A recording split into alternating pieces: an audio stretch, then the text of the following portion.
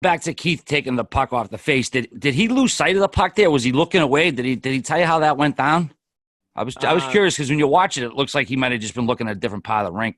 Honestly, I didn't even ask him, but I think it was one of those things that just happened in a split second, and it looked like it hit the stanchion off the boards and just popped out and hit him. And we all know from his goalie background as a kid, and I can get into that after this story, that normally Keith would have stopped that puck if he could see it. He did.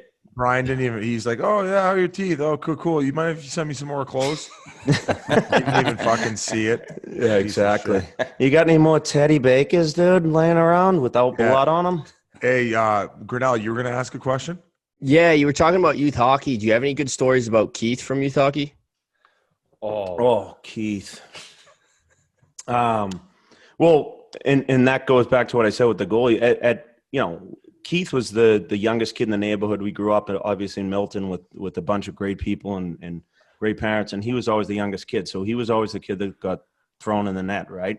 So as we started playing hockey, as he started to get on teams, he used to literally play the first half of the game in net, and then up until squirts. So 10 years old, and my father would have hockey skates on. My father would take off the pads, put on shin pads, and he'd play the rest of the game out, and the goalie would go the rest of the game. But he was just, he was naturally gifted and he was into it. But Keith was a ball of energy as a kid. He was extremely passionate. He was obviously, he was the emotional train wreck. And the youngest kid, he always thought he was getting picked on. But he was competitive, and he would literally, you would beat him playing mini hockey or something like that. And he was the kid that was gonna, that was gonna hit you over the head with a stick or something like that. He was that type of kid. He was just a passionate kid and loved sports and competing no matter what he did. You know what I mean? I think his best story ever. So he was playing baseball with us as like a, what do you call, like 8-year-old? So say it was like, it wasn't T-ball, but it was basically the next step up, like minors or whatever. So I was probably 8. Keith was like, 5, 6 years old. I was 9 and 6, whatever it was.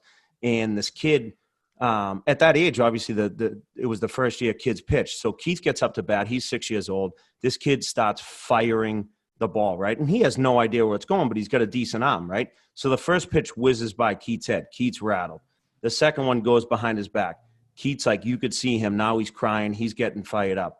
The kid now beans him. Keith charges the mound with the bat. He's swinging the bat at the kid. The kid's running in the outfield at Elliott Park in Milton, running like an animal. Mel Feeney, this guy that grew up across the street from him, who's the nicest guy in the universe, is like, Keith, stop. You can't swing your bat at the kid.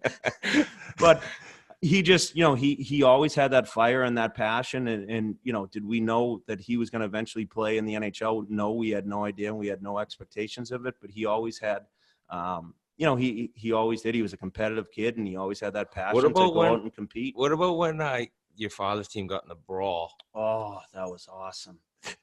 So my father at the time was coaching Canton High School, and they were in the state tournament. They were playing Somerville, right around your neck of the woods, R.A. And Slummaville. Yeah. And so Canton High ends up beating them in whatever Massachusetts state tournament game that it was. At the end of the game, an absolute brawl breaks out, a rumble.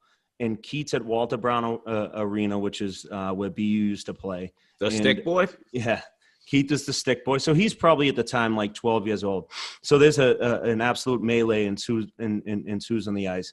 The referee and the captain of the Somerville team are like squared off just in a full-on brawl. So my father's in meetings because obviously there was bench clearing. They had 2 of my uncles, PY and RA's boy, and my Uncle Mike. They jumped the glass at BU because they think that my father's now going to get in a fight, and the townie mentality comes out.